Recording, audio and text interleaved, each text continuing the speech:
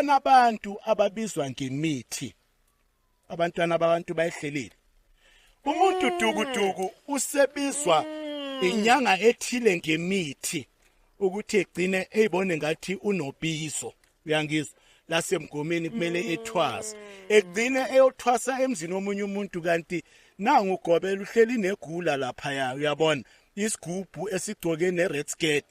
uyayibona silapha isigula ke isigubhu isigubhu TikTok famous isigubhu iselwa leli ya igula lelo bakwethu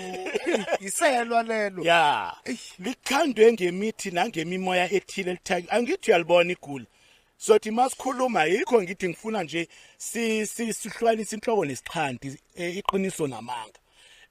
igula lela ngithi uyalibona lona leliselo uthi mawulivula ngaphathi ulithole linganakudla uyibuza ukuthi kanti umdali wadala into enganakudla phakathi eyani lento leyo uyayibona ifitla khona ukuthi bayinganakudla inemimoya thizeni ngaphakathi bese kugaywa kuthakwe ngaphakathi bese kuthakwa ngokudlulelwa ukuthi uthake uthakathe uthakwe ngokudlulela kulela gula lela ukwazi ukudonsa abantu ukuthi bazothwasa uyabona bathwasa so babona abantwana abawu50 ngesinye isikhathi uthi hey umkhulu uphiwe manje idlozi limuphe abantwana kanti yena usiphe bona labantwana ngoba uyayazi into yena ayenzile ukuthi kuze kugcwale kube kanje babuye abantwana uyangizwa babe nenkinga ezidlula leziyana ngoba sebabuya bambethe inilwane bahambe lapha bashiya amadlozi ngasemuva ekhaya bayongena entweni abangaphiwanga yona babuyela ngasemuva sebakhala abantwana sebakhala ngenyanga nawe sizolwa namhlanje yayibona ingathi akubi mina nawe silwa nabantu